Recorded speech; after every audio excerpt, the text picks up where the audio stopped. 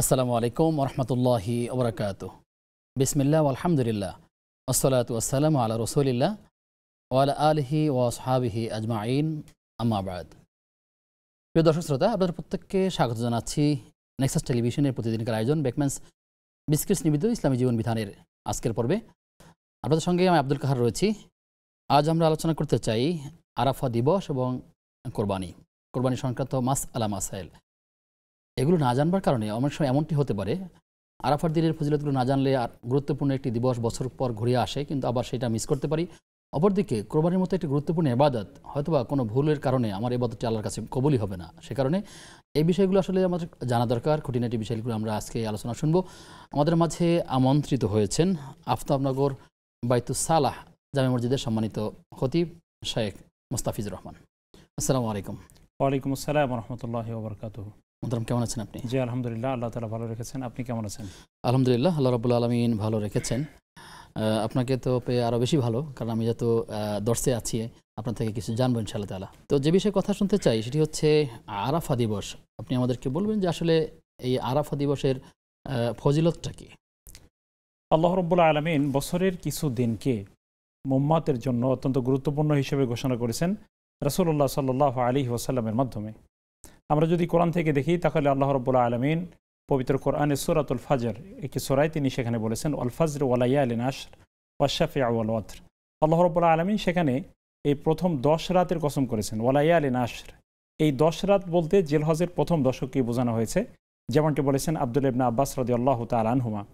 একই সাথে আমরা দেখি এই 10 রাতে আল্লাহ রাব্বুল আলামিন এমন কিছু বিষয় উম্মার জন্য রেখেছেন এই 10 দিনে, যেগুলো আমল করলে বছরের অন্য যে কোনো সময়ের তুলনায় বেশি সওয়াব লাভ করা যায়। তার অন্যতম দিন হচ্ছে এই আরাফার দিন, ইয়মে আরাফা। এই আরাফার দিনের কেন এই গুরুত্ব, আরাফার দিন বলতে কোনটা বোঝায় আমরা সেটা নিয়ে যদি প্রথমে আমরা বলি। আরাফা দিন বলতে জিলহজ মাসে তথা আরবি মাসে যে শেষ মাস 12তম মাস, এই জিলহজ মাসের 9 তারিখকে বোঝায় ইয়মে আরাফা। 9 তারিখে ইয়মে আরাফা বলা হয়। এই ইয়মে আরাফা হচ্ছে সেই দিন যে দিনে মুসলিমরা হজ পালন করে তথা আরাফার ময়দানে হাজী সাহেবগণ থাকেন। এ কারণে রাসূলুল্লাহ সাল্লাল্লাহু আলাইহি ওয়াসাল্লাম বলেছেন যে হজ হচ্ছে আরাফায় অবস্থান করা। এমনকি রাসূল সাল্লাল্লাহু আলাইহি ওয়াসাল্লাম বলেছেন যে উকুফে আরাফাই হচ্ছে হজ। তো বোঝা গেল যেদিন বিশ্বের সমস্ত মুসলিম এক হয়ে আল্লাহ রাব্বুল আলামিনের সন্তুষ্টি অর্জন করবার জন্য পবিত্র হজ পালনের জন্য আরাফার ময়দানে অবস্থান করেন জিলহজের 9 তারিখ, সেদিনকেই ইয়মে আরাফা বলা হয়। এখন আসুন যে রাসূলুল্লাহ সাল্লাল্লাহু আলাইহি ওয়াসাল্লাম এই আরাফার দিবস সম্পর্কে কি কথা বলেছেন। অনেকগুলো কথা বলেছেন। তার মধ্যে আমরা যদি একটি হাদিস উল্লেখ করি, রাসূলুল্লাহ সাল্লাল্লাহু আলাইহি ওয়াসাল্লাম বলেছেন যে আরাফার দিনের রোজা সওমু ইয়াউমি আরাফা আহতাসিবু আলাল্লাহি, আমি আল্লাহ রাব্বুল আলামিনের কাছে এই বিশ্বাস পোষণ করি যে আল্লাহ তাআলার কাছে এই আশা রাখি যে তিনি আইয়ুকাফিরাস সানাতাল্লাতি ক্বাবলাহু ওয়াস সানাতাল্লাতি বা'দা আও কামা ক্বালা আলাইহিস সালাতু ওয়াস সালাম। রাসূল সাল্লাল্লাহু আলাইহি ওয়াসাল্লাম যেমনটি বলেছেন যে আমি আরাফাত দিনের রোজার ব্যাপারে আমি এই ধারণা করি, আমি এই আশা আল্লাহর কাছে করি যে আল্লাহ রাব্বুল আলামিন পেছনের 1 বছরের এবং সামনের 1 বছরের এই 2 বছরের গুনাহ আল্লাহ তাআলা একসাথে মাফ করে দিবেন। সুবহানাল্লাহি ওয়া বিহামদিহি। কত বড় ফজিলতপূর্ণ এই আমলের কথা রাসূল সাল্লাল্লাহু আলাইহি ওয়াসাল্লাম সেটি ঘোষণা করেছেন। একই সাথে দেখুন যে রাসূল আকরাম সাল্লাল্লাহু আলাইহি ওয়াসাল্লাম এই দিবসটির কথা কেন বলেছেন, কেন এত গুরুত্ব দিয়েছেন। তো এখানে আরেকটা বিষয় একটু জানা দরকার, সেটা হচ্ছে যে রাসূল সাল্লাল্লাহু আলাইহি ওয়াসাল্লাম এখানে বললেন যে আগের এবং পরের 2 বছরের গুনাহ একসাথে মাফ হয়ে যায়। এগুলো সাধারণত একটি রোজার মাধ্যমে 2 বছরের গুনাহ মাফ হবে। 2 বছরের গুনাহ মাফ হচ্ছে একটি রোজার মাধ্যমে। এখানে আরেকটা ব্যাপার গুরুত্বপূর্ণ হলো যে কবিরা গুনাহ যেগুলো আছে, বড় গুনাহ, এই বড় গুনাহগুলো যদি মাফ করতে হয় তাহলে আল্লাহর কাছে তাওবা করতে হবে। এটি শুধুমাত্র আরাফার দিনের রোজার মাধ্যমে কবিরা গুনাহ তথা বড় গুনাহগুলো আল্লাহ তাআলা মাফ করবেন না যতক্ষণ না তাওবা করা না হয়। আর একই সাথে এই বিষয়টিও জানতে হবে, যদি মানুষের কোনো হক আমি নষ্ট করি, কোনো জুলুম যদি করি, ধরুন একজন ব্যক্তি মানুষের উপর জুলুম করছেন, এখন চিন্তা করেন রাসূল সাল্লাল্লাহু আলাইহি ওয়াসাল্লাম যেহেতু বলেছেন যে 2 বছরের গুনাহ মাফ হয়ে যাবে, জুলুম আমি করছি কোনো সমস্যা নাই, এই একদিন রোজা রাখলেই তো আমার সব মাফ হয়ে যাচ্ছে, ব্যাপারটা এরকম না। মূলত আল্লাহ রাসূল সাল্লাল্লাহু আলাইহি ওয়াসাল্লাম আরাফার দিনের গুরুত্ব দিয়েছেন, কিন্তু এর অর্থ এই নয় যে মানুষের উপরে জুলুম করার গুনাহগুলো আল্লাহ তাআলা এই দিনের রোজার কারণে মাফ করে দিবেন না, করবেন না। যতক্ষণ পর্যন্ত যার উপরে জুলুম করা হয়েছে, যিনি মাজলুম, তার কাছে ক্ষমা চাওয়া না হবে অথবা তিনি ক্ষমা না করবেন, ততক্ষণ পর্যন্ত শুধু এই দিনে রোজা রাখবার মাধ্যমে আল্লাহ তাআলা তার গুনাহগুলো মাফ করবেন না, তাকে তওবা করতে হবে। সুতরাং বোঝা গেল যে আরাফাত দিনের রোজার মাধ্যমে মূলত আল্লাহ রাব্বুল আলামিন আগের এবং পরের 2 বছরের গুনাহ মাফ করে দেন, কিন্তু একই সাথে তাওবা করতে হবে যেন আমাদের জীবনটা পরিশীলিত হয়। একই সাথে আমরা এই যে প্রথম 10 দিনের কথা যে বললাম, যে মূলত আল্লাহ রাব্বুল আলামিন কোরআনে যে 10 দিন তথা 10 রাত ওয়ালায়ালিন আশর 10 রাতের কসম করেছেন, এই 10 রাতে এমন কতগুলো ইবাদতের কম্বিনেশন হয়েছে বা সমন্বয় হয়েছে যেটি বছরের অন্য কখনোই হয় না। আপনি লক্ষ্য করবেন ইসলাম 5টি ভিত্তির উপরে হচ্ছে প্রতিষ্ঠিত। আল্লাহ রাব্বুল আলামিনের মাধ্যমে রাসূল সাল্লাল্লাহু আলাইহি ওয়াসাল্লামের মাধ্যমে আল্লাহ তাআলা জানিয়েছেন বুনিয়াল ইসলাম আলা খামসিন, যে ইসলাম 5টি ভিত্তির উপরে প্রতিষ্ঠিত। তার মধ্যে কালিমা, তারপরে হচ্ছে নামাজ, তারপরে যাকাত, তারপরে হজ, তারপরে হচ্ছে রোজা বা হজ এবং রোজাকে কখনো কখনো আগে পরে করা হয়েছে কোন কোন হাদিসে।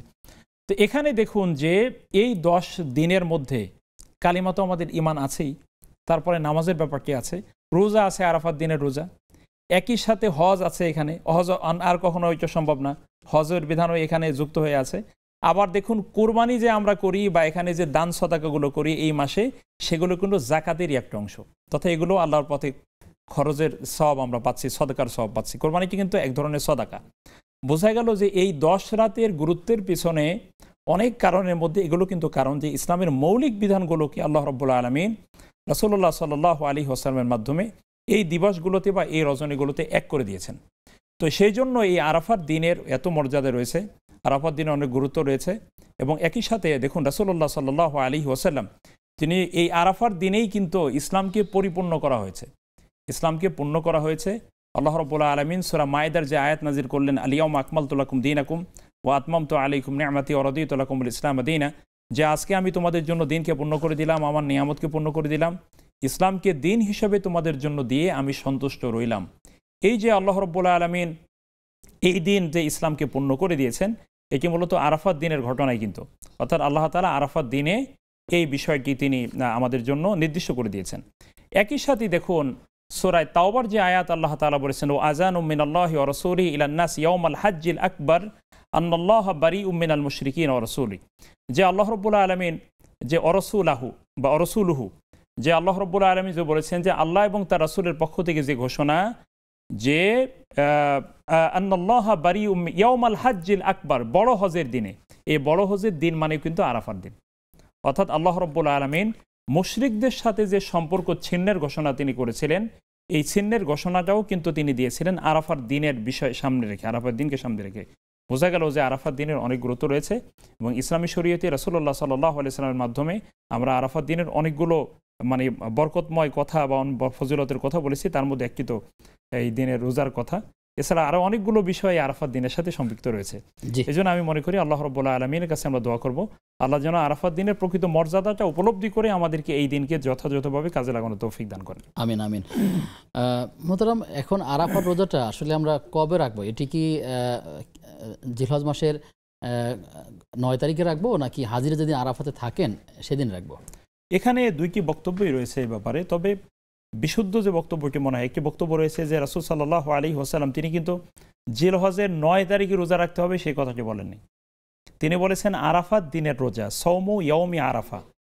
তো সে এই কারণে কেউ কেউ বলেছেন, তথা মুহাদ্দিসগণের একটি শক্তিশালী মত হচ্ছে, একটা বড় একটা দলের মত হলো যে এটি মূলত হজের দিন যেহেতু বলা হয়েছে, সুতরাং এটি আরাফা হাজিরা যেদিন আরাফায় থাকেন সেই দিনই রোজা রাখতে হবে, এমন একটি বক্তব্য রয়েছে।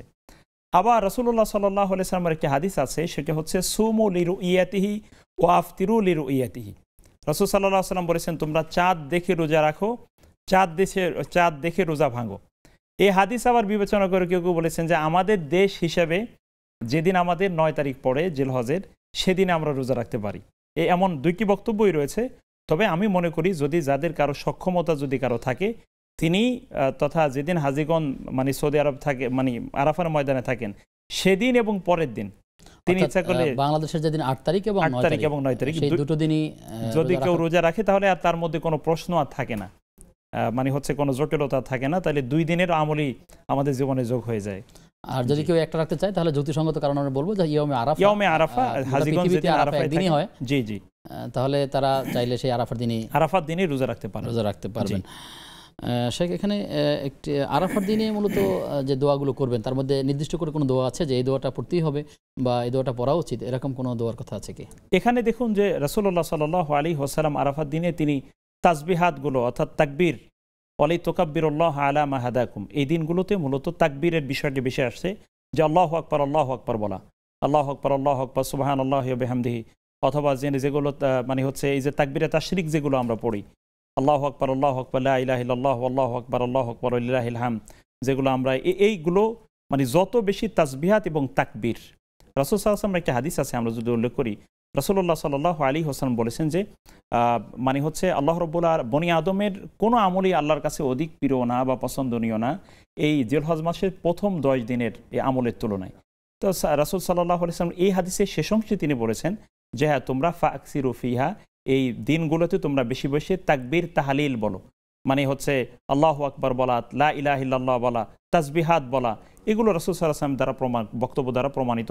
সুতরাং এগুলো তিনি করবেন, আর গোটা দিনেই তিনি তার প্রয়োজনের আলোকে তিনি আল্লাহর কাছে দোয়া করতে থাকবেন, কারণ সেদিন দোয়া কবুল হয়।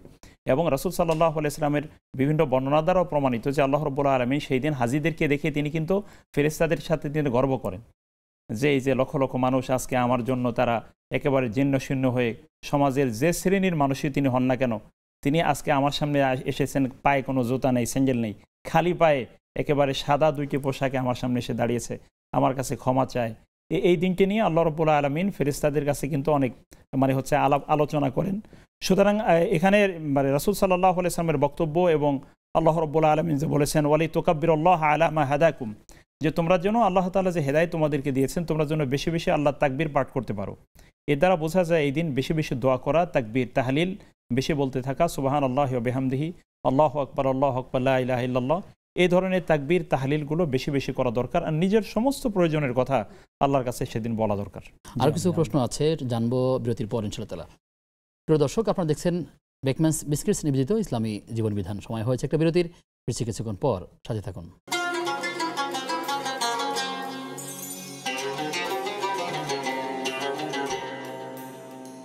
বিরতির পরে সবাইকে আবারও আমন্ত্রণ জানাচ্ছি নেক্সাস টেলিভিশনের প্রতিদিনকার আয়োজন বেকম্যানস বিস্কিটস নিবেদিত ইসলামী জীবন বিধানের আজকের পর্বে আপনাদের সাথে আব্দুল কাদের রয়েছি। আজ আমরা আলোচনা করছি আরাফা দিবস এবং কোরবানি, আর এই বিষয়ে কথা বলছেন আমাদের প্রিয় মানুষ, অত্যন্ত শ্রদ্ধাভাজন ব্যক্তিত্ব শেখ মুস্তাফিজুর রহমান। মোহতারাম, আপনি আলোচনা ছিলেন আরাফা দিবসকে নিয়ে। এখানে একটা বিষয় প্রশ্ন হচ্ছে যে আল্লাহ তাআলা এই দিনে কত মানুষকে ক্ষমা করেন? আসলে আমরা কি আশাবাদী আমরা ক্ষমা পাবো, এরকম কোনো আশাবাদ করা যায় কি, বা হাদিস কি বলে এক্ষেত্রে? এক্ষেত্রে আল্লাহ রাব্বুল আলামিনের বক্তব্যটাই সামনে রাখতে হবে। আল্লাহ রাব্বুল আলামিন বলেছেন লা তাকনাতু মির রাহমাতিল্লাহ ইন্নাল্লাহা ইয়াগফিরুয যুনুবা জামিআ। আল্লাহ তাআলা বলেছেন যে তোমরা কখনোই আল্লাহর রহমত থেকে নিরাশ হয়ে যেও না, এবং আল্লাহ তাআলা সবগুলো গুনাহকেই তিনি মাফ করে দিতে পারেন, মাফ করে দিবেন।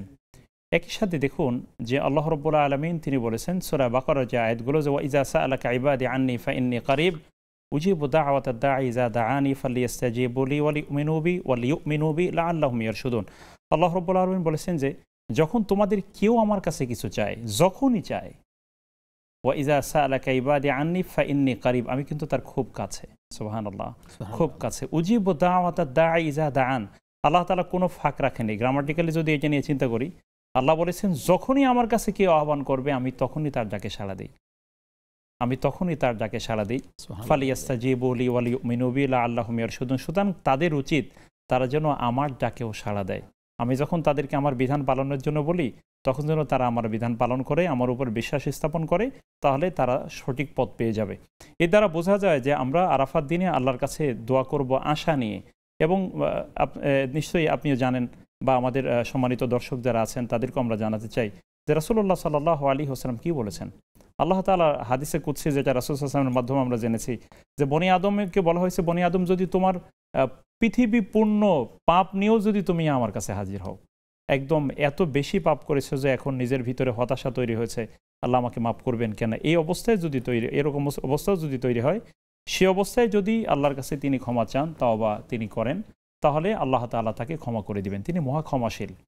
এরকম কোনো বক্তব্য আছে যে আরাফার ময়দানে যত লোক আছেন তার চাইতে বেশি লোককে আল্লাহ তাআলা জাহান্নাম থেকে মুক্তি দিবেন, এরকম কোনো বক্তব্য? আরাফার দিনে আমরা এমনটা শুনে থাকি যে আরাফার দিনে যে পরিমাণ লোক সেখানে উপস্থিত হয় তার থেকে বেশি লোককে আল্লাহ তাআলা ক্ষমা করে দেন। এটি আসলে নির্দিষ্ট করা যায় না। নির্দিষ্ট কেন করা যায় না? কারণ হচ্ছে যে আরাফার ময়দানে যে সংখ্যক লোক সেখানে যান তার থেকে তো অনেক বেশি সংখ্যক লোক পৃথিবীতে আছেন। তো সুতরাং এখানে এটা হয়তো উৎসাহ তারগিব তাশজিয়ের জন্য কোনো সালাফদের বক্তব্য এটা থাকতে পারে, আধিক্য বোঝানোর জন্য যে এখানে যে পরিমাণ লোক আছে এই পরিমাণ লোককে আল্লাহ মাফ করে দেন। তো আল্লাহ তাআলা চাইলে তার চেয়ে অনেক বেশি মানুষকে তিনি মাফ করে দিতে পারেন, তবে আমাদেরকে ডাকতে হবে আশা নিয়ে। আরাফাত দিনটাকে আমরা এখানে একটা বিষয় বলে রাখতে হয়, সেটা হচ্ছে আরাফাত দিন যখন চলে তখন আমাদের বিশ্বের অন্যান্য দেশের বেশিরভাগ মানুষ কুরবানির গরু কেনার ব্যস্ত থাকে। ধরুন কুরবানির গরু কেনার জন্য, কুরবানির পশু ক্রয়ের জন্য, যে কোনো কুরবানির পশু তিনি ক্রয়ের জন্য বাজারে গেছেন। শুধু আরাফায় রোজা রাখা তো দূরের কথা, অনেক মানুষ এমন আছে ওই দিন তিনি আসর মাগরিবের নামাজই পড়েন নাই, জোহরে নামাজ পড়ে তিনি দুপুরে খেয়ে দিয়ে বাজারে গেলেন, রাতে গরু কিনে ফিরে আনলেন, কোথায় গেল আসর, কোথায় গেল মাগরিব, কোথায় আসা তার কোনো খবর নেই, তিনি বাড়ি চলে আসছেন গরু নিয়ে। রোজা তো রাখেননি, ফরজ নামাজটাও পড়েননি। আমি মনে করি এটা সাংঘাতিক রকমের একটা, এই দিবসের সাথে এটা বেমানান, এই দিনটাকে অবমাননা করারই শামিল। কারণ হচ্ছে আমি কুরবানিকেও তো দিচ্ছি আল্লাহর জন্য, আর এই কুরবানিকে যে উদ্দেশ্যে সেটা হলো তো সেই হজের দিন, আজকের হজের কারণেই তো কুরবানির বিধানটি এটার সাথে যুক্ত হয়েছে। তো সেই কুরবানি দিতে গিয়ে যদি মূল দিনটাকে আমি বাদ দিয়ে দিই তাহলে এটা হবে বোকামি। এই জন্য আমি মনে করি যে আমাদের যারা আমল করবেন তারা জেনে বুঝে আমল করা দরকার, কোন দিনের গুরুত্ব কেমন, কোনটার সাথে কোনটার গুরুত্ব। অর্থাৎ ঈদের নামাজ পড়তে এসে তিনি ফজরের নামাজ ঈদের দিনের পড়বেন না, এই ধরনের হচ্ছে এটা আমি মনে করি শরীয়তের দৃষ্টিতে এটা গর্জিত কাজ। আল্লাহ তাআলা আমাদেরকে এগুলো উপলব্ধি করার তৌফিক দান করুন। আমিন। আপনি বলছিলেন যে আর এই আরাফার দিনে রোজা রাখলে তার 2 বছরের গুনাহ মাফ হবে, 1 বছর পেছনের 1 বছর সামনের। আল্লাহ তাআলা রাসূল সাল্লাল্লাহু আলাইহি হাদিস দ্বারা সেটাই আমরা পাই। এই রোজাটা মূলত কে রাখবেন, যিনি আরাফার ময়দানে আছেন তিনি, নাকি যারা আরাফার ময়দানে যান নাই তিনি, নাকি সবাই? না, এই দিনে রোজা রাখবেন মূলত হচ্ছে যারা আরাফাত দিয়ে মাঠে আছেন তারা তো না, এটা রাখবেন হচ্ছেন অন্যরা রোজা রেখে আল্লাহর কাছে দোয়া করবেন, এবং যেন এই হাজী সাহেবগণ যারা আরাফার ময়দানে সেখানে থেকে আল্লাহর কাছে দোয়া করছেন, আল্লাহ তাআলার কাছে ইবাদত করছেন, আল্লাহ তাআলার কাছে ব্যাপক দোয়া করার সুযোগ পাচ্ছেন। আমরা তো তেমন দোয়া করার সুযোগ আর ওখানে থেকে পাচ্ছি না। তাহলে আমাদের কাজ হচ্ছে আমরা রোজা রেখে আমরা আল্লাহর কাছে দোয়া করব যেন আমাদের ইবাদতটাও আল্লাহ তাআলা হাজী সাহেবদের সাথে কবুল করে নেন।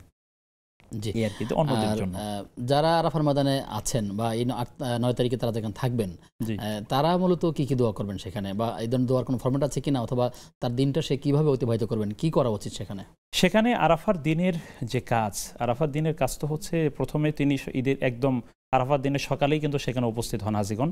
সেখানে উপস্থিত হয়ে আরাফার ময়দানে সেখানে হাজী সাহেবদেরকে সামনে রেখে একটা ভাষণ হয়, হজের ভাষণ হয়, খুতবা হয়, এবং এটি হচ্ছে খুব গুরুত্বপূর্ণ হজের এই খুতবায় সামিল হওয়া। খুতবার পর থেকে যতক্ষণ পর্যন্ত তারা এখানে থাকেন, একদম একটা নির্দিষ্ট সময় পর্যন্ত তাদেরকে আরাফার ময়দানে থাকতে হয়।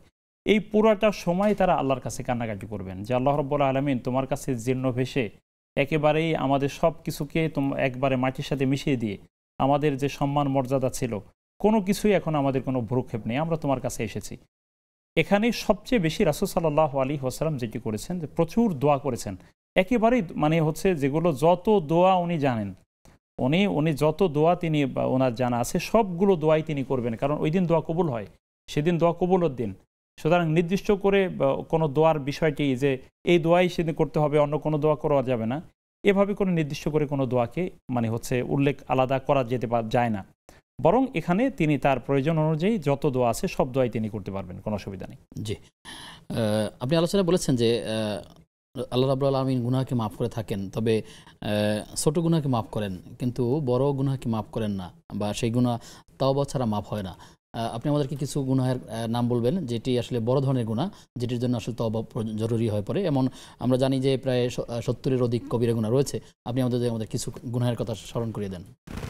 এখানে দেখুন, অনেকগুলো গুনাহ আমাদের সমাজে যেগুলো আমরা প্রচলিত আছে কবিরা গুনাহ, যেগুলোর জন্য তওবা করতে হয়, তার মধ্যে একেবারেই সচরাচর যেটা চলে, যেটাকে অনেক মানুষ পাপই মনে করে না, সেটা হচ্ছে মিথ্যা বলা, মিথ্যা কথা বলা, মিথ্যা সাক্ষ্য দেয়া, এবং একদম ছলে বলে কৌশলে মিথ্যাকে একটা শৈল্পিক রূপ দেয়া, মিথ্যা কথা বলা। এবং একজন ব্যক্তি আছেন এক স্থানে, মোবাইলে সে বলছেন আর এক স্থানে তিনি আছেন, এবং এটা যে মিথ্যা হচ্ছে এই অনুভূতি তার মধ্যে নাই। আর আপনি জেনে থাকবেন যে কোনো কবিরা গুনাহকে কবিরা গুনাহ মনে না করা হলো কুফরি, এ তার ঈমান থেকে সে বের হয়ে যাচ্ছে। কিন্তু অর্থাৎ গুনার কাজটাকে গুনাহ মনে না করা, এক হলো আমি গুনাহ জেনে গুনাহ করছি, এটা হলো এক ধরনের পাপ। আর এক হচ্ছে উনি গুনাই মনে করেন না, এটা কিন্তু কুফরি, এবং কবিরা গুনাকে কুফরি মানে হচ্ছে কবিরা গুনাহ মনে না করাই কুফরি। সুতরাং এটা হচ্ছে প্রথম, মিথ্যা বলা। তারপরে দেখুন মানুষের দোষ চর্চা করা, তার পেছনে দোষ চর্চা করা, গীবত বলা হয়েছে যেটাকে, ওয়ালা ইয়াগতাব বা'দুকুম বা'দা, কোরআনে বলা হয়েছে তোমাদের কেউ যেন পরস্পর অন্যের পেছনে তার দোষ খুঁজে না বেড়ায়, তার দোষ ত্রুটি বলে না বেড়ায়। 3 হচ্ছে কারো উপরে মিথ্যা অপবাদ দেয়া। দেখুন একজন ব্যক্তি অন্যায় করেনি, যে কোনো অন্যায়ের কথা বলা হলো যে উনি এই বিরোধিতা করেছেন, উনি এইটার মানে হচ্ছে কাজ করেছেন, উনি এই পাপের সাথে জড়িত ছিলেন, কিন্তু আসলে সেই পাপের সাথে জড়িত ছিল না। আমিও যাচাই বাছাই ছাড়া আরেকজন মানুষের কথা শুনে আমি তার উপরে এই মিথ্যার অপবাদ চাপিয়ে দিলাম। মিথ্যা অপবাদ কারো উপরে চাপিয়ে দেওয়া বড় ধরনের কবিরা গুনাহ, এবং এই ব্যক্তি যদি ক্ষমা না করেন তাহলে উনি ওনার ইবাদত করে আল্লাহ তাআলা চাইলে তিনি ক্ষমা করতে পারেন, কিন্তু কোরআন এবং সুন্নাহর যে বর্ণনা তাতে এই ব্যক্তি ক্ষমা না করলে কিন্তু আল্লাহ তাকে ক্ষমা করবেন না। অর্থাৎ অযথাই একজন ব্যক্তির উপরে মিথ্যা আরোপ করা। তারপরে আসুন ব্যভিচার করা, অন্যায় মানে হচ্ছে জেনা ব্যভিচারে লিপ্ত হয়, সেটা নানানভাবেই হতে পারে। আজকে আমাদের সমাজের বড় একটি অংশ, মানে বড় অংশ বলা যায় না, একটি উল্লেখযোগ্য অংশ, তারা এই ধরনের ব্যভিচারের সাথে লিপ্ত হয়ে যাচ্ছে, এবং এই অন্যায়টাকে তারা অন্যায় মনে করছেন না, এইটাকে একেবারে জীবন উপভোগ্য তারা মনে করলেন, বিনোদন মনে করলেন, করে তিনি এত বড় একটা জঘন্য কাজ তিনি করে ফেলেন। এটা একটা কবিরা গুনাহ, ব্যভিচার করা, এটা মারাত্মক কবিরা গুনাহ। তারপরে আসেন পিতামাতার অবাধ্য হওয়া। পিতামাতার অবাধ্য হওয়া, রাসূল সাল্লাল্লাহু আলাইহি সাল্লাম বলেছেন যে আল্লাহ তাআলা হারাম করে দিয়েছেন তোমাদের প্রতি পিতামাতার অবাধ্য হওয়া। আজকে মাতা পিতার অবাধ্য হচ্ছে সন্তান, মা বাবার ন্যায়সঙ্গত কোনো কথা শুনছেন না, সন্তান সে তার মতো করে চলছেন, অথচ তিনি নামাজ পড়ছেন, তিনি মনে করছেন আল্লাহ আমাকে ক্ষমা করে দিয়েছেন, অথচ পিতামাতার কথা না শুনেই কোনো ব্যক্তি নামাজ পড়লে তার নামাজ কবুল হবে, এই চিন্তা করা হতো বোকামি। কারণ রাসূল সাল্লাল্লাহু আলাইহি সাল্লাম বলেছেন যে রিদার রব্বি ফি রিদাল ওয়ালিদ ওয়া সাখাতির রব্বি ফি সাখাতিল ওয়ালিদ, যে আসলে সাখাতুর রব্বি ফি সাখাতিল ওয়ালিদ, যে পিতার সন্তুষ্টিতেই হচ্ছে আল্লাহ তাআলা সন্তুষ্টি বা রবের সন্তুষ্টি, পিতার অসন্তুষ্টিতে রব অসন্তুষ্ট হন। তাহলে এখন এই সন্তান পিতামাতার অবাধ্য হয়ে তিনি আল্লাহকে পেতে চান কিভাবে? প্রিয় দর্শক, আমরা যে কথাগুলো শুনছিলাম যে আসলে আমাদের উচিত সবারই যাদের পিতামাতা বেঁচে আছেন তাদের খেদমত করার চেষ্টা করা, এবং খেদমতের মাধ্যমে তাদেরকে মন জয় করার চেষ্টা করা, এবং তাদের থেকে গুনাহ মাফ করার জন্য তাদের কাছে বারবারই দোয়া চাওয়া, এবং যারা দুনিয়া থেকে বিদায় হয়ে গেছেন যে সকল পিতামাতা, তাদের জন্য আমরা আল্লাহ তাআলার কাছে দোয়া করবো, আল্লাহ যেন তাদেরকে মাফ করে দেন। আল্লাহুম্মা গফির লাহু রব্বির রহমহুমা কামা রাব্বায়ানি সগীরা। আমরা এই দোয়াগুলো করতে পারবো, চেষ্টা করবো ইনশাআল্লাহ তাআলা। প্রিয় দর্শক, এতক্ষণ দেখছিলেন ইসলামী জীবন বিধান। সময় হয়েছে একটা বিরতির, ফিরছি কিছুক্ষণ পর, সাথে থাকুন।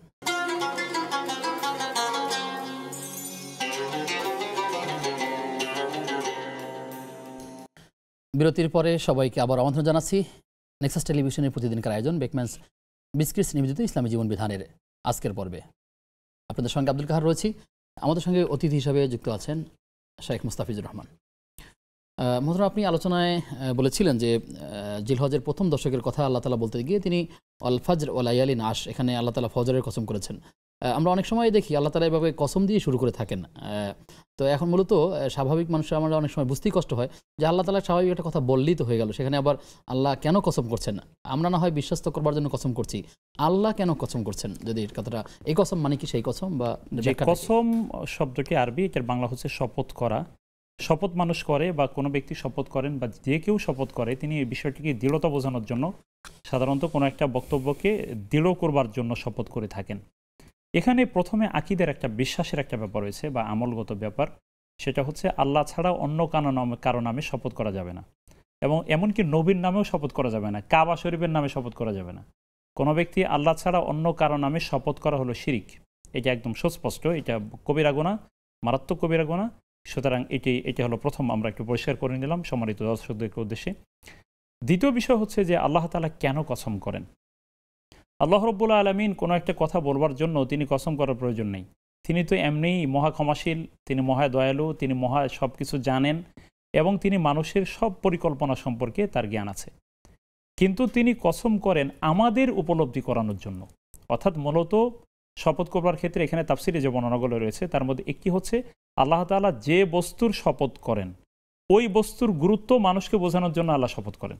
এটা হলো একটা ব্যাখ্যা। জি, যেমন ধরুন আল্লাহ তাআলা ওয়াল আসর, আল্লাহ তাআলা বলেন সময়ের কসম, এর মাধ্যমে তিনি বোঝালেন, আল্লাহ তাআলা আমাদেরকে বোঝালেন সময় কিন্তু চলে যাচ্ছে, সময়ের গুরুত্ব তোমাদেরকে বুঝতে হবে। অর্থাৎ আমরা মানুষরা যেন সময়ের গুরুত্ব দেই, সেজন্য আল্লাহ তাআলা সময়ের কসম করেছেন। যেমন ওখানে ফজরের কসম করা হলো, 10 রাতের কসম করা হলো, এই ফজরের গুরুত্ব যেন আমরা দিতে পারি, আমরা যেন এই 10 দিনের আমল করে আমলের গুরুত্ব যেন দিতে পারি। অর্থাৎ আমাদেরকে উপলব্ধি করানোর জন্য আল্লাহ তাআলা শপথ করেন। তো এখানে প্রথম হলো যে আমরা যেন এটাকে গুরুত্বের সাথে নেই, আরেকটা হচ্ছে যে বস্তুর কসম তিনি করছেন এই বস্তুর গুরুত্বটা আমরা যেন উপলব্ধি করতে পারি। এই জন্য আল্লাহ রাব্বুল আলামিন তিনি কসম করে থাকেন। তো আমাদের দুই অবস্থায় যে অবস্থায় আল্লাহ তাআলা কসম করেন না কেন, কোরআন তো আমাদের জন্য, কোরআন তো আমাদের বুঝের জন্য। সুতরাং আল্লাহ তাআলা তো এমন বিষয়ই আমাদের কাছে উপস্থাপন করতে হবে যেটা আমাদের বোধগম্য হয়, আমাদের বিবেক সমর্থন করে, আমাদের বুঝে ধরে। এমন কোনো বিষয় যদি তিনি আমাদের সামনে উপস্থাপন করেন যে উনি গুরুত্বটা কিভাবে বোঝাইলেন এটা আমরা বুঝতে পারলাম না, তাহলে তো কোরআনের উদ্দেশ্য সফল হবে না। সেজন্য তিনি তাকে দিয়েছেন যে এটি গুরুত্ব তিনি বর্ণন করেছেন, তাকে দিয়েছেন। আমরা মানুষকে যখন কোনো কথা বলতে চাই বা কাউকে বিশ্বস্ত করতে চাই, বা যখন দুজনের মধ্যে কে সত্য কে মিথ্যাবাদী এটা যখন প্রমাণ করতে চাই, তখন লোকেরা বলে থাকে তুমি কোরআন নিয়ে কথা বলবে, এখন কোরআন হাতে ধরে স্পর্শ করে বলবে যে তুমি এটা বলো নাই, বলতে পারবে কিনা, অথবা তুমি মসজিদে গিয়ে কথা বলবে, অথবা তুমি তোমার ছেলের মাথায় হাত দিয়ে কথা বলবে। এগুলো কি আসলে কসমের মধ্যে পড়ে, বা এরকম করলে তাদের কোনো গুনাহ হবে কিনা? এই বিষয়গুলো আসলে না করা উচিত। প্রথম কথা হলো না করা উচিত, এগুলো কোনো উত্তম কাজ হবে না। ধরুন একটা তো হচ্ছে বৈধতার সীমারেখাও কখনো কখনো পার হয়ে যায়। যেমন ধরুন একজন ব্যক্তির মাথায় হাত দিয়ে, সন্তানের মাথায় হাত দিয়ে বলা, এইখানে এর দ্বারা কী বোঝানো হচ্ছে? বোঝানো হচ্ছে যে এখানে সন্তান তো তার একটা সম্পদ, এবং এই সন্তানদের জন্যই তো মানুষ অনেক কষ্ট করেন। এই সন্তানের মাথায় হাত দিয়ে বলার মানে হলো যে উনি মনে সত্য বলবেন, আমি যদি মিথ্যা বলি তাহলে আমার সন্তানের ক্ষতি হবে, এই ধরনের একটা ধারণা। কিন্তু ব্যাপার হলো যে ব্যক্তি মিথ্যা বলে অভ্যস্ত, তিনি এটা কি মনে হয় তিনি তো কোরআন ধরেও মিথ্যা কথা বলবেন। এবং যিনি মিথ্যা বলে অভ্যস্ত তিনি তো ওই কাবা শরীফের সামনে হজ করতে গিয়ে ওখানেও মানে হচ্ছে ফোনে হয়তো তিনি মিথ্যা কথা বলতে পারেন। ব্যাপার হলো এটা মানুষের যখন মানে তার মানে চরিত্রের সাথে, তার স্বভাবের সাথে মিথ্যা যুক্ত হয়ে যায়, তখন তো আসলে তার থেকে এটাকে ফেরানো কঠিন হয়ে পড়ে। যদি আল্লাহ তাআলা হেদায়েত দেন সেটা ভিন্ন কথা, তবে এ ধরনের কাজ না করা উচিত হবে না, ঠিক হবে না। জি, বছরের আমরা দেখি যে 12 মাসের মধ্যে রমাদান মাস উত্তম, রাতের মধ্যে লাইলাতুল কদর উত্তম, কিন্তু দিনের ক্ষেত্রে দুটো দিনকে নিয়ে কনফিউজ যে কোন দিনটা উত্তম, আরাফার দিন নাকি কোরবানির দিন, কোন দিনটাকে সর্বোত্তম বলা হয়েছে? এখানে কোরআন আমাদেরকে বলেছে ওয়া আযানুম মিনাল্লাহি ওয়া রাসূলিহি ইলান নাস ইয়াউমাল হাজ্জিল আকবার, যে আল্লাহ এবং তার রাসূলের পক্ষ থেকে ঘোষণা হচ্ছে বড় হজের দিনে। তো এই বড় হজের দিনের এই ব্যাখ্যায় কিন্তু মুফাসসিরগণের একটা বক্তব্য রয়েছে যে এটি হচ্ছে বছরের শ্রেষ্ঠতম দিনের ক্ষেত্রে, তথা এই দিন হচ্ছে কোরবানির দিন। এবং কোরবানির যে ইতিহাস সেগুলো যদি মানে আরাফাত দিন যেদিন হজ করে মানুষ, তো বড় হজ বলতে কোরবানি মানে হচ্ছে এই আরাফাত দিনকে বোঝানো হয়েছে, এটা হলো একটা। আর আরেকটি বক্তব্য হলো যে কোরবানির দিবসটি উত্তম কি হিসেবে, কারণ হচ্ছে রাসূল সাল্লাল্লাহু আলাইহি ওয়াসাল্লামের একটি আমল মানে বক্তব্য রয়েছে এরকম যে আল্লাহ তাআলার এই বনি আদমের জন্য যে মানে হচ্ছে এমন কোনো আমল বনি আদম করে না কোরবানির দিনে যেটি আল্লাহ রাব্বুল আলামিন তার কাছ থেকে কবুল করেন, সেই উত্তম কাজটি হচ্ছে মানে হচ্ছে পশু জবাই করা। এবং কেউ বলেছেন কোরবানির দিনটাকে উত্তম ঘোষণা করা হয়েছে, তবে যৌক্তিক এবং দালিলিক দুইটি যদি বিশ্লেষণ করা হয় তাহলে আরাফাত দিনটাই উত্তম হবে। মোহতারাম, আমরা একটি পাঠে আলোচনা করছিলাম আরাফাত দিবসের কথা। আপনি যদি আমাদেরকে জানান যে আসলে কোরবানি তো রিলেটেড, 1-2 দিন পরে কোরবানি হয়ে যাচ্ছে, তো সেক্ষেত্রে আপনি বলবেন যে কোরবানি যে 7 ভাগে করা, বিশেষ করে গরু তারপরে মহিষের ক্ষেত্রে, এটি কি সফর অবস্থায় 7 ভাগে করবে নাকি মুকিম অবস্থায় 7 ভাগে করতে পারে, এটার একটা নিয়ে আলোচনা হচ্ছিল, যদি আপনি খুব সমাধান দেন। জি আলহামদুলিল্লাহ। এখানে কোরবানি জানেন যে কোরআনে নহর বলা হয়েছে কোরবানিকে, আবার কোথাও নুসুক বলা হয়েছে, আবার কোথাও সরাসরি কোরবান শব্দটাই উল্লেখ করা হয়েছে। তো আল্লাহ রাব্বুল আলামিন কোরবানির বিষয়টি গুরুত্ব দিতে গিয়ে তিনি বলেছেন ফাসল্লি লিরাব্বিকা ওয়ানহার। আমরা যে কোরআন পড়ি কোরআনের সূরাতুল কাউসার, এই সূরা কাউসারের 2 নম্বর আয়াত, যে অতএব তুমি তোমার রবের জন্য সালাত আদায় করো তথা নামাজ পড়ো এবং কুরবানি করো। এর মাধ্যমে আমরা বুঝতে পারছি যে আল্লাহ রাব্বুল আলামিন প্রথমেই তিনি কুরবানি সালাতের কথা বলেছেন, তারপরে কুরবানির কথা বলেছেন, এই দুইটাকেই তিনি গুরুত্ব দিয়েছেন, দুইটাকেই নির্দেশের আওতায় নেওয়া হয়েছে।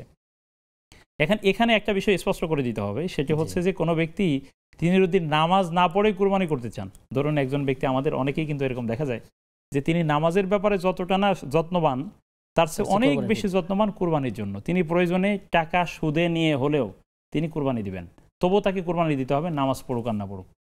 এটি আসলে হচ্ছে তার একটা অজ্ঞতা, এটা হচ্ছে চরম অজ্ঞতা। কারণ হলো বুঝতে হবে যে শরীয়ত কোনটার পরে গুরুত্ব দিয়েছে। গুরুত্বের দিক বিবেচনা করলে আগে হচ্ছে আমার ফরজ বিধান, আগে হালাল হারাম, তারপরে হচ্ছে আমার কুরবানি প্রসঙ্গ। আল্লাহ রাব্বুল আলামিন পরিশুদ্ধ নিয়ত আমাদের অর্জন করবার তৌফিক দান করুন। এক্ষেত্রে যেটা এরপরে বলছেন যে কুরবানি মানে সফরে নাকি মুকিম অবস্থায় কোন সময় কুরবানি মানে বিষয়টি উত্তম, এক্ষেত্রে উত্তম যদি উত্তমের বিবেচনায় যে দালিলিক যে বিশ্লেষণ আমরা আমাদের যদি সামনে রাখি, তাহলে কুরবানি তো মুসাফিরের জন্য না, কুরবানি তো হচ্ছে মুকিম ব্যক্তির জন্য। এবং কুরবানির বিধানটি মৌলিকভাবে তো মুকিমের জন্য, মুসাফিরের জন্য নয়। হজের ক্ষেত্রে যে বিষয়টি, সেটা তো একটা বিশেষ ক্ষেত্রে, সেটি তো ওই ধরনের সফর না যেটা আমাদের সামাজিক স্বাভাবিক সফরের সাথে বিবেচনা। এখানে কুরবানি কেন এই ব্যাপারটি এখানে আসলো প্রশ্ন কারণ হচ্ছে কুরবানির হুকুম নিয়ে দুইটা মত রয়েছে। এর মধ্যে একটি মত শুধু কুরবানি ওয়াজিব হওয়ার পক্ষে, এই মতটি একটি মতের মাধ্যমে প্রমাণিত, এক ধরনের বক্তব্য। আর বেশিরভাগ বক্তব্যই হচ্ছে মূলত কুরবানিটা সুন্নাহ। তো এখন সুন্নাহ আমলগুলো করবার জন্য তো সফর আবশ্যক না, এবং সফরে তো সুন্নাহ আমল করাই হয় না। এবং সফরে তারা যে রেফারেন্সটা দিয়ে থাকেন যে রাসূল সাল্লাল্লাহু আলাইহি ওয়াসাল্লাম সফরে ছিলেন, তাই তখন সবাই ভাগে 7 ভাগে কুরবানি করেছিলেন সফর অবস্থায়। সুতরাং এটি মুকিম অবস্থায় একজনে একটাই কুরবানি করবেন, তখন 7 ভাগে করবেন না।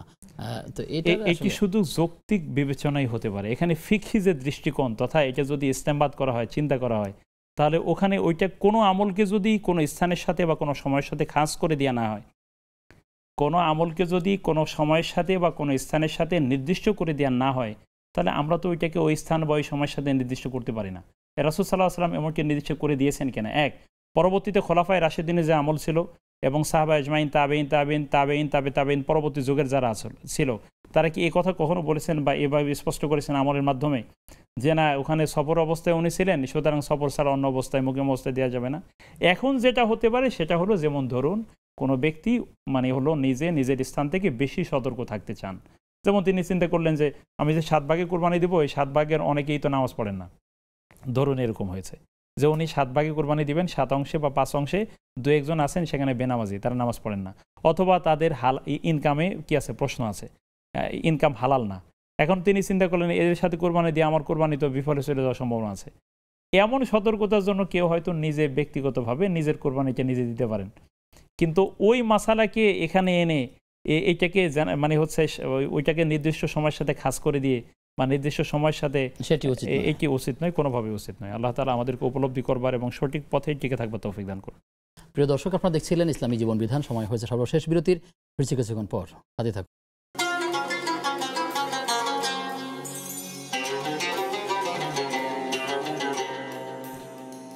বিরতির পরে সবাইকে আবারও আমন্ত্রণ জানাচ্ছি নেক্সাস টেলিভিশনের প্রতিদিনের আয়োজন বেকম্যানস বিস্কিটস নিবেদিত ইসলামী জীবন বিধানের আজকের পর্বে। আপনাদের সাথে আব্দুল কাহার রয়েছি। আমাদের সাথে অতিথি হিসাবে যুক্ত রয়েছেন আমাদের প্রিয় মানুষ শেখ মুস্তাফিজুর রহমান। মোহতারাম, আমরা লক্ষ্য করছি আমাদের অনেক ভাই বোনেরা বা যারা কোরবানি দাতা, তাদেরকে দেখা যায় যে কোরবানির সাথে আকিকার অংশ করে থাকেন। এটি অনেক সময় দেখা যায়, কিন্তু আমরা জানি যে আকিকা ভিন্ন একটি ইবাদত, কোরবানি আরটা ভিন্ন ইবাদত। কিন্তু কোরবানির পশুর সাথে আকিকার অংশ জুড়ে দেওয়া, এটির যুক্তিসঙ্গত কিনা? ইসলাম এক্ষেত্রে কি বলেছেন হাদিস? শরীয়ত মানতে হবে শরীয়তের মতো করে। ইসলামী শরীয়তের বিধান মানবার ক্ষেত্রে আপনি জেনে থাকবেন যে কোনো একটি ইবাদত বিশুদ্ধ হওয়ার জন্য শর্ত হচ্ছে ঈমানের সাথে করতে হবে এবং রাসূল সাল্লাল্লাহু আলাইহি সাল্লামের অনুসরণ করতে হবে। এর বাইরে কোনো বিধান তো গ্রহণযোগ্য হবে না। তো রাসূল সাল্লাল্লাহু আলাইহি সাল্লামের আমল দ্বারা যখন প্রমাণিত হবে না বা তার কাজ দ্বারা, তখন আমরা দেখব সাহাবীদের আমল বা তাবেঈন পরবর্তীতে যারা গবেষণা করেছেন তারা কিভাবে এটাকে নিয়ে গবেষণা করেছেন তার উপরে। যে ব্যাপারে সুস্পষ্ট রাসূল সাল্লাল্লাহু আলাইহি সাল্লামের আমল পাওয়া যাবে, সেখানে তো অন্য কোথাও যাওয়ার আর কোনো প্রয়োজন হয় না। এবং এটা তো একদম দিবালোকের মতো স্পষ্ট যে রাসূল সাল্লাল্লাহু আলাইহি সাল্লামকে আল্লাহ তাআলা মানে হেদায়েতের আলোকবর্তিকা হিসেবে পাঠিয়েছেন। এর বাইরে আমাদের যাওয়ার দরকার নেই, যদি আমরা তার থেকেই সঠিক পথ নির্দেশনা পেয়ে যাই। রাসূল সাল্লাল্লাহু আলাইহি সাল্লামের কি বক্তব্য আকিকার ব্যাপারে? তিনি বলেছেন যে যদি তোমাদের কেউ মানে হচ্ছে দিতে চায়, একটা হাদিস রয়েছে এরকম, এটি সহিহ মানে নাসাইয়ের হাদিস এবং হাদিসটি বিশুদ্ধ, যে তোমাদের কোনো ব্যক্তি যদি তার সন্তানের পক্ষ থেকে কুরবানি দিতে চায়, তথা মানে আকিকা করতে চায়, এরকম বলা হলো যে তখন তিনি বললেন যে ছেলের সন্তানের পক্ষ থেকে 2টি মানে হচ্ছে ছাগল এবং একই সমবয়স্ক বা সমান, আরেকটা হলো যদি মেয়ে সন্তান হয় তাহলে তার পক্ষ থেকে 1টি দিতে হবে। এখানে এর মাধ্যমে কি বোঝা গেল? এখানে মূলত একটি জীবনের সাথে 2টি প্রাণকে বা একটি প্রাণকে কুরবানি করতে হবে, প্রাণের বদলে প্রাণকে কুরবানি করতে হবে। এর মাধ্যমে মূলত আল্লাহ রাব্বুল আলামিন এই বাচ্চার উপর থেকে যেন বিপদ আপদ কাটিয়ে নেন, সেটা যেন হয়, নির্দিষ্ট হয়। মানে সেটা যেন আল্লাহর পক্ষ থেকে এই বাচ্চার উপর থেকে বা এই সন্তানের উপর থেকে বিপদ আল্লাহ যেন কাটিয়ে নিয়ে যান, এই জন্য তার নামে আল্লাহর নামে তার পক্ষ থেকে কোরবানি দেওয়া বা আকিকা দেওয়া। এখন যদি সপ্তম অংশে 7 ভাগের সাথে 5 ভাগের সাথে কোরবানি দেওয়া হয়, সেখানে কিভাবে একটি গরুকে অংশ করা হলো, যে একটি গরুর মধ্যে বা একটি পশুর মধ্যে প্রাণ এরকম 7টা প্রাণ তো করা সম্ভব না, তো কীভাবে হলো এটা? এটা হলো একটা ব্যাপার, সুন্নাহ আদায় হবে না, পরিপূর্ণভাবে সুন্নাহ আদায় হবে না, তিনি হয়তো সব পেয়ে যাবেন, আকিকার সুন্নতি আদায় হবে না, আকিকার সুন্নাহ আদায় হবে না। এখানে আরেকটা ব্যাপার কিন্তু মানে এখানে স্পষ্ট আলোচনা করা দরকার, সেটি থেকে যায় হলো যে এই যিনি কুরবানির দিনেই কি তার এই বাচ্চা 7 দিন অথবা 14 দিন অথবা 21 দিন হলো, ব্যাপারটা এরকম। অনেকে আছে 20 বছর পরে আকিকে দিচ্ছেন, তাহলে সময়ের সে সব তো পেলেন না। সপ্তম দিনে, 14তম দিনে বা 21তম দিনে জন্মের যে মানে হচ্ছে আকিকে দেওয়া যে বিধান আছে, তো উনি কোরবানির সময় দিলে তো সে সময়ের সওয়াবটা তিনি পাচ্ছেন না। সুতরাং এই দুইটি দৃষ্টিকোণ বিবেচনা করলে রাসূল সাল্লাল্লাহু আলাইহি ওয়াসাল্লামের আমল এবং তিনি তার নাতিন হাসান হুসাইনের যে আকিকে দিয়েছেন, এবং এগুলো দেখলে আমরা দেখতে পাই রাসূল সাল্লাল্লাহু আলাইহি ওয়াসাল্লাম যেভাবে দিয়েছেন, তথা আলাদা পশু দিয়ে যে কোরবানি দেওয়ার ব্যাপারটি, এটির উপরেই আমল থাকা উচিত, তাতে পরিপূর্ণ সওয়াব আমরা ইনশাআল্লাহ তাআলা পেয়ে যাব। তার মানে হলো কোরবানির সাথে আকিকার সাথে কয়েকটা বিষয় জড়িত। একটা হলো সপ্তম দিনে আকিকা করার সুন্নাহ, সপ্তম দিনে করার সুন্নাহ, আকিকা ছাগল বকরি ভেড়া দুম্বা দিয়ে করার সুন্নাহ। তো আসলে এই বিষয়টি আমাদের মানা উচিত, শুধুমাত্র আকিকা সুন্নাত না, আরও বাকি সুন্নাতগুলোর দিকেও খেয়াল রাখা উচিত। মোহতারাম, প্রশ্ন হচ্ছে যে অনেক সময় কোরবানির পশু জবাই করবার জন্য দেখা যায় কোনো মসজিদের ইমাম বা যিনি ভালো দিতে পারেন অথবা ধর্মীয় কোনো ব্যক্তিত্ব, তাকে দিয়ে এই পশুর জবাই করানো হয়ে থাকে। বিভিন্ন জায়গায় এই প্রচলনটি রয়েছে এবং এই কারণে তাকে কিছু টাকাও দেওয়া হয়ে থাকে হাদিয়া হিসাবে। তো আসলে পশু কে জবাই করা উত্তম? পশু জবাই করা উত্তম হচ্ছে যিনি কুরবানি দেন তাদেরই একজন। কোরবানি যাদের অংশ রয়েছে, যিনি কোরবানি দিচ্ছেন আল্লাহর নামে তার পক্ষ থেকে, যেমনটি রাসূল সাল্লাল্লাহু আলাইহি ওয়াসাল্লাম কোরবানি দিতেন 2টি। তিনি বলতেন যে একটি কোরবানি আমার এবং আমার পরিবারের পক্ষ থেকে আল্লাহর নামে, আরেকটি কোরবানি আমার উম্মতের মধ্যে যারা কোরবানি দিতে পারে না তাদের জন্য, তাদের পক্ষ থেকে আল্লাহর জন্য। তো সেই হিসেবে কোরবানি যিনি পশু বা যিনি কোরবানি দেন তারই উচিত কোরবানি জবাই করা, কোরবানির পশু জবাই করা। সেক্ষেত্রে তিনি যদি অপারগ হন, তিনি সাহস পাচ্ছেন না, তার সাহসে মানে কোলায় না, অথবা তিনি চিন্তা করছেন আমি তো অনেক অভিজ্ঞতার একটা ব্যাপার আছে, আবার অনেক সময় চিন্তা করেন আমি তো ধূমপান করি, আমি সিগারেট খাই, আমি নামাজ ঠিক মতন পড়ি না, এটা ইবাদতের কাজ, আমি কিভাবে জবাই দিই, এরকমও কিন্তু অনেক সময় ধারণা করে। কিন্তু ব্যাপার হলো যে কুরবানি যিনি আল্লাহর জন্য কুরবানি যিনি দিবেন তারই উচিত জবাই দেওয়া। যদি তিনি অপারগ হন তাহলে অন্য কাউকে দিতে পারেন। এবার আসেন দ্বিতীয় বিষয়, যে ইমাম সাহেব অথবা অন্য কাউকে দিয়ে কোরবানি করানো হয়, সেক্ষেত্রে কিছু হাদিয়াও তাকে দেওয়া হয় বা উপহার দেওয়া হয়, কিছু টাকা দিয়ে দেওয়া হয় অথবা অন্য কোনো উপহার দেওয়া হয়, যে আপনি যেহেতু পশুটা জবাই করেছেন এটা নির্দিষ্ট। এখানে একটু সম্পর্ক বলি যে অনেক ক্ষেত্রে এমন হয় যে তাকে কখনো কখনো টাকা দেওয়া হয়, কখনো টাকা দেওয়া হয় না, অথবা টাকা দেওয়ার পাশাপাশিও তাকে আবার আলাদাভাবে গোশত দেওয়া হয় ওই কোরবান থেকে। তো এই গোশত দেওয়াটা তাকে পারিশ্রমিক হিসাবে এটি যুক্তিসঙ্গত কিনা সেটি মাথায় রেখেও আপনি উত্তর দিবেন। না, কোরবানির মানে হচ্ছে পশু জবাইয়ের সাথে কসাই অথবা যারা এই কোরবানি জবাইয়ের কাজ যারা করেন, যারাই করেন, তাদেরকে পারিশ্রমিক হিসেবে গোশত দেওয়া বৈধ হবে না। কোরবানির পশু থেকে কোনো অংশ দেওয়া বৈধ হবে না। তাদেরকে তাদের পারিশ্রমিক ফুল দেওয়ার পরে, পূর্ণ দেওয়ার পরে যদি উপহার হিসেবে কিছু দিতে চান, তাহলে উপহার হিসেবে তিনি এখান থেকে দিতে পারেন। কিন্তু পারিশ্রমিক হিসেবে এই কোরবানির পশুর কোনো অংশ বা গোশত দিয়ে দেওয়া এটি বৈধ হবে না। এটি একই, সবার ক্ষেত্রে একই ব্যাপার, একই বক্তব্য, একই মাসলা পর্যন্ত। এক্ষেত্রে জবাই জন্য করেন, তাকে যদি জবাই করছেন সেই বিনিময় হিসেবে তাকে কিছু কোরবানির গোশত, পশুর গোশত দিয়ে দেওয়া হয়, এটি বৈধ হবে না। আপনি জবাই করছেন সেই হিসেবে না, এমনি আমি আপনাকে কিছু খাওয়ার জন্য কিছু গোশত দিলাম বা এটা আপনি খেয়েন। কারণ এটা তো আল্লাহ তাআলা তো বলেছেন যে কুলু ওয়াতিয়ামু আল কোয়ানিয়া আল মুতাররা ওয়াতিয়ামুল বাইস আল ফাকির, যে আল্লাহ রাব্বুল আলামিন বলেছেন যে তোমরা খাও এবং যারা অভুক্ত তাদেরকে খাওয়াও। এমনটি অনেকে করে থাকেন যে যারা জবাই কাজে সহযোগিতা করেন তাদেরকে অর্থাৎ জবাইয়ের পশু ভাগ করার পরে একটা অংশ তো তারা সুবিধা বঞ্চিত হওয়ার কারণে তাদেরকে একটা দিচ্ছেন, আবার আরেকটা চিন্তা করা হয় তুমি যেহেতু এতক্ষণ কাজ করলে তোমাকে একটা কিছু বাড়িয়ে দেওয়া হলো, তাহলে এই বাড়িয়ে দেওয়ার কি সুযোগ আছে? তাহলে আর এখানে বাড়িয়ে দেওয়ার সুযোগটা কিন্তু এটা হলো মানবিক দৃষ্টিকোণ, যে ঠিক আছে আমি তাকে দিলাম, এইটা মূলত তা মানে আমি একদম খুশি হয়ে তাকে কিছু দিচ্ছি, কিন্তু এটা পারিশ্রমিকের সাথে কোনোভাবেই যেন যুক্ত না। প্রয়োজনে পারিশ্রমিক আলাদা দিতে হবে, আলাদা তাকে পারিশ্রমিক দিতে হবে, কিন্তু এই পারিশ্রমিক করবার কারণে তাকে অতিরিক্ত গোশত এটা দেওয়া বৈধ হবে না। এইভাবে আমরা খুব শেষের দিকে চলে এসেছি। আপনি আমাদেরকে বলবেন যে গরু, মহিষ বা উট কিংবা ভেড়া দুম্বা এর বয়স কত হতে হবে শ্রেণীভেদে? এক্ষেত্রে শ্রেণীবিধে তো বক্তব্য হচ্ছে যে গরু যেটা এটা মানে হচ্ছে 2 বছর বা মানে হচ্ছে মানে একটা পূর্ণ হতে হবে।